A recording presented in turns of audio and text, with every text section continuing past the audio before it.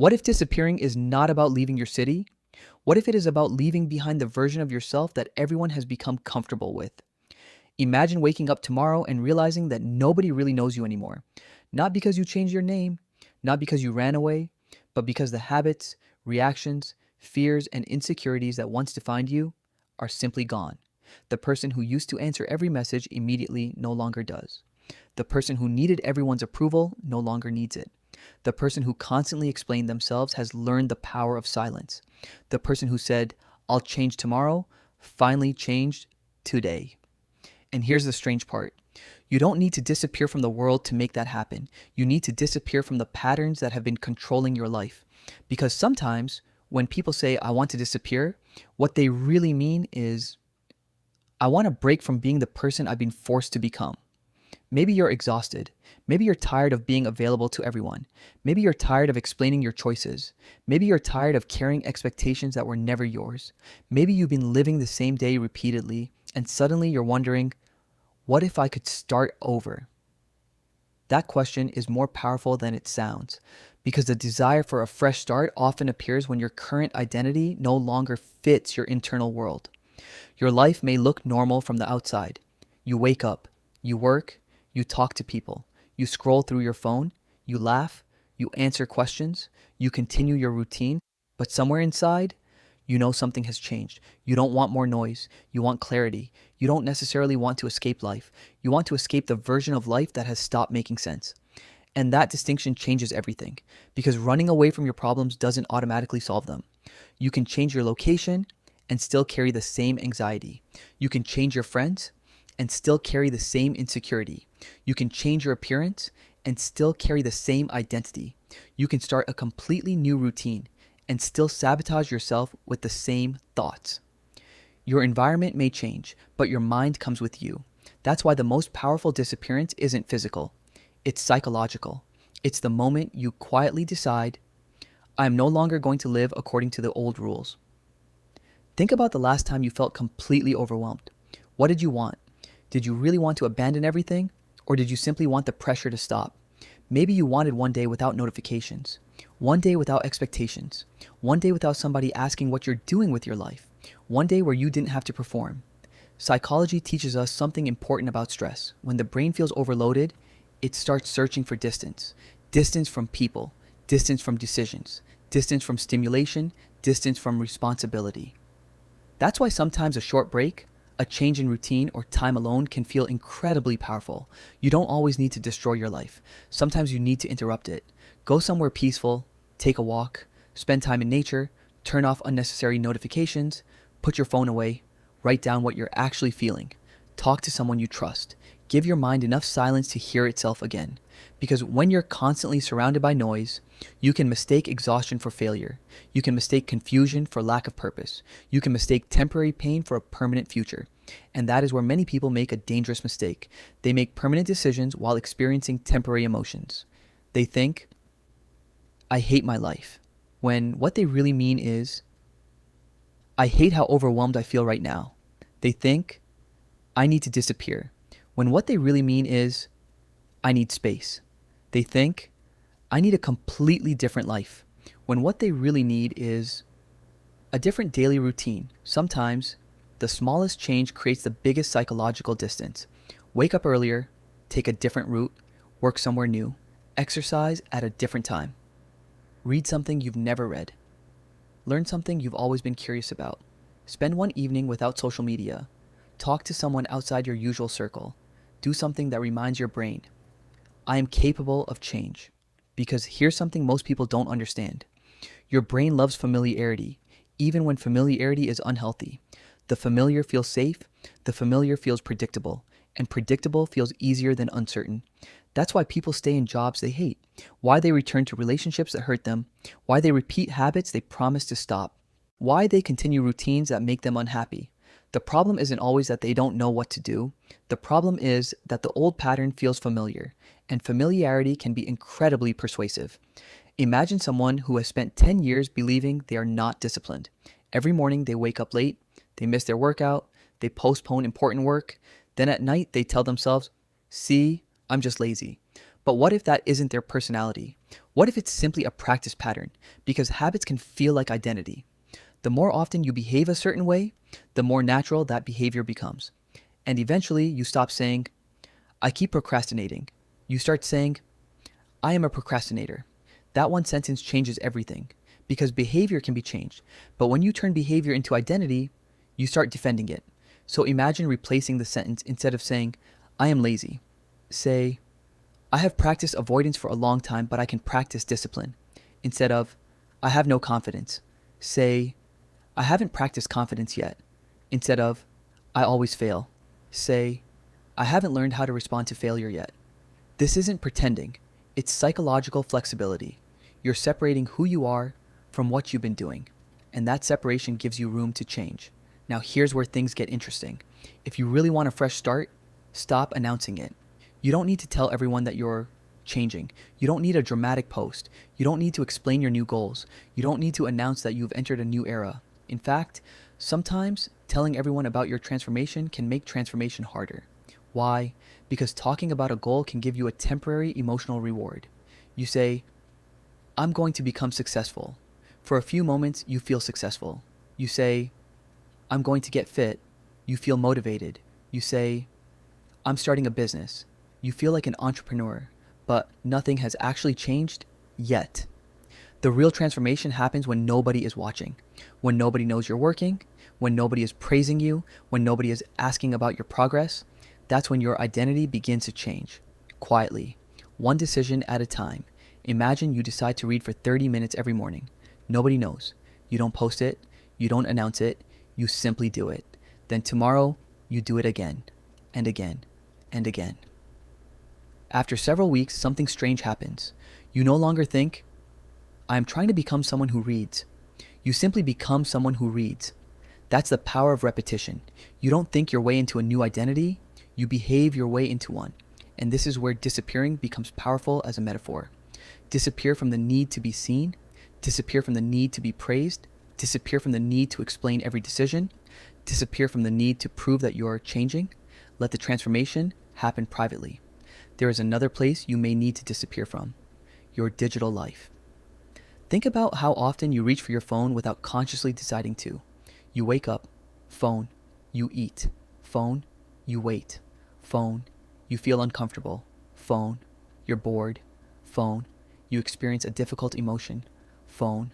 The phone becomes an escape from your own thoughts, and eventually you become so stimulated that silence feels uncomfortable. But silence is where self-awareness grows. When there is no notification, you start thinking. When there is no video, you start noticing. When there is no endless scrolling, you start asking questions. What am I actually doing with my time? Why am I constantly comparing myself? What am I afraid of? What do I really want? Who am I trying to impress? These questions can be uncomfortable, but they can also be transformative, because sometimes the reason you don't know what you want is that you've never been quiet long enough to find out. And you don't have to disappear from the internet completely. You can simply reclaim your attention, turn off unnecessary notifications, create phone-free periods, stop checking your screen every few minutes, choose what enters your mind, because your attention is not unlimited. Every hour you spend consuming someone else's life is an hour you're not building your own. Now think about your physical environment, your room, your desk, your clothes, your schedule, your usual places, your daily routine. Everything around you sends signals to your brain. If your room is chaotic, your mind may feel more chaotic. If your phone is always within reach, distraction becomes effortless. If your workspace is associated with entertainment, focus becomes harder. This is why changing your environment can sometimes create the feeling of a new identity. You don't have to become a completely different person. You can simply make your environment support the person you want to become. Clean your desk, reorganize your room, remove things you don't use, create a place where you can think, create a place where you can work, create a place where your future self feels welcome. Because sometimes a fresh start begins with something as simple as cleaning the space around you, and then there is something even deeper, your possessions. Most people think possessions create security, but sometimes too many possessions create psychological weight.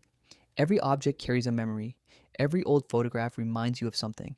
Every unused item represents something unfinished. Every drawer filled with things you haven't touched in years says, you might need this someday, but what if you don't? What if you kept only what supports your current life? Decluttering isn't just about having less, it's about reducing psychological noise. You begin asking, do I actually need this? Does this represent who I am now? Am I keeping this because I love it or because I'm afraid to let go? And those questions go far beyond objects. They apply to relationships, habits, beliefs, goals, even identities. Maybe you are still trying to become someone your parents wanted you to be. Maybe you're still chasing a goal you stopped caring about years ago. Maybe you're still trying to impress people who aren't even paying attention anymore. Maybe you're still punishing yourself for something that happened long ago. At some point, you have to ask, is this still mine? Because not everything you carry belongs to your future. Some things belong to your past, and your past doesn't need to travel with you forever. But be careful. There is a difference between letting go and cutting yourself off from everyone. Solitude can be healthy, isolation can be dangerous. Solitude says, I need time to understand myself. Isolation says, no one can understand me. Solitude can restore you. Isolation can make your problems louder. So if you need space, take healthy space. Tell someone you trust, take a short break, spend time somewhere peaceful, travel responsibly if you need a change of scenery, but don't confuse loneliness with freedom. Human beings need connection. Sometimes the person who wants to disappear most doesn't need to disappear. They need to be heard. They need rest. They need support. They need someone to say, you don't have to handle everything alone. And if you're ever in a situation involving harassment, stalking, blackmail, abuse, or immediate danger, the answer isn't to create a secret disappearance plan. The answer is to seek appropriate help and prioritize safety. Because real strength isn't about becoming impossible to find. Real strength is knowing how to protect yourself without destroying your future. Now let's talk about something fascinating. Why does changing your appearance sometimes feel like becoming a new person? A haircut, different clothes, a new style, a new workspace, a different routine. These things can create psychological distance from your old identity. Imagine someone who always dresses the same way, visits the same places, eats the same food, spends every evening the same way, and then one day decides to experiment. They take a new route, they try a new sport, they learn a new skill, they read books outside their usual interests. Suddenly, their brain receives new information. New experiences create new associations, and those associations can make the future feel larger. This is why trying something unfamiliar can be so powerful. You don't need to become unrecognizable to other people. You need to become unfamiliar to your old limitations. If you've always stayed indoors, go outside. If you've always avoided exercise, start walking. If you've always been afraid to speak, practice speaking. If you've always said no to new experiences, say yes to something safe and meaningful. Your goal is not to become a stranger. Your goal is to become someone your old habits cannot control. And here's the biggest secret. You don't need to change everything at once. In fact, trying to change everything at once can overwhelm you. Instead, change one important thing, then another, then another. Imagine your life as a room filled with darkness. You don't need to fight the darkness. You simply need to turn on one light, then another, then another.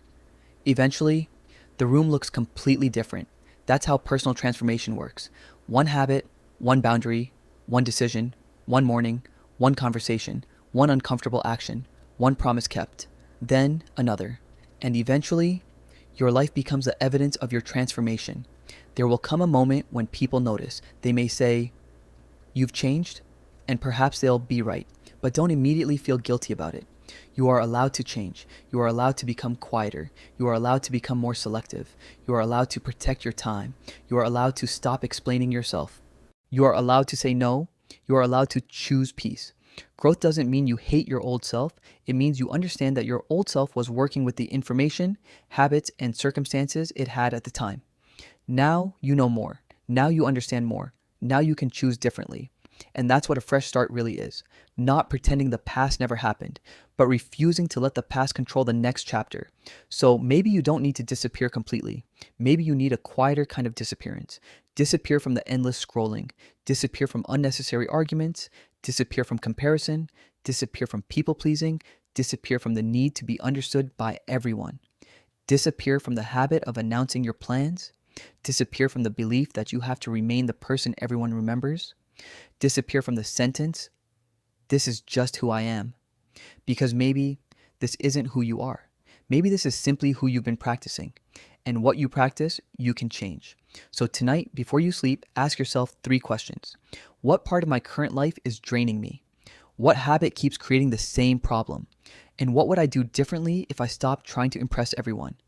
Don't rush the answers. Sit with them. Because the answers may reveal something you've been avoiding.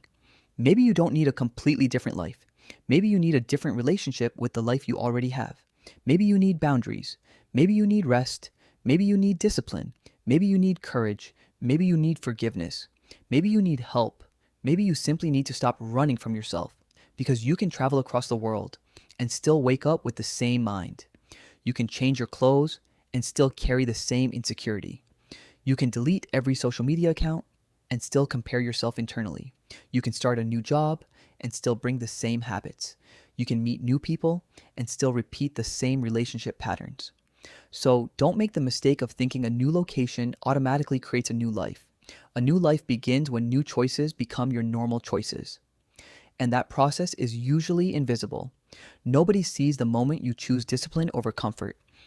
Nobody sees the moment you don't send the angry message. Nobody sees the moment you close the app and return to your work. Nobody sees the moment you wake up early even though you don't feel motivated. Nobody sees the moment you forgive yourself. Nobody sees the moment you decide, I'm not going back. But those invisible moments eventually create a visible life. One day you'll look back and you'll realize you didn't disappear. You evolved. The person who used to need constant approval learned self-respect. The person who used to fear change learned courage. The person who used to procrastinate learned consistency. The person who used to explain everything learned silence. The person who used to run from discomfort learned how to sit with it. And perhaps the greatest transformation of all, the person who once wanted to disappear finally understood that they didn't need to escape themselves. They needed to come back to themselves. So if you're watching this because life feels overwhelming right now, don't make a permanent decision based on a temporary storm. Take a breath, step back, ask for help if you need it. Give yourself space, change what you can, protect what matters, and begin again, quietly. You don't need to announce your comeback. You don't need anyone's permission. You don't need to prove that you're changing. Just start. Tomorrow morning, make one different choice, then make another, and another, until one day, the person you are becomes completely unfamiliar to the person you used to be. Not because you erased your past, but because you finally learned from it. And maybe that is what disappearing completely really means. Not disappearing from the people who love you, not disappearing from responsibility, not disappearing from life, but disappearing from the excuses that kept you stuck, disappearing from the fear that kept you small, disappearing from the identity that told you this is all you can be. Because sometimes the greatest fresh start doesn't begin when you leave. It begins when you finally decide to stay and become someone new. And perhaps the most powerful way to disappear is to become so disciplined, so peaceful, so focused, and so authentic that the person you once were wouldn't recognize you anymore.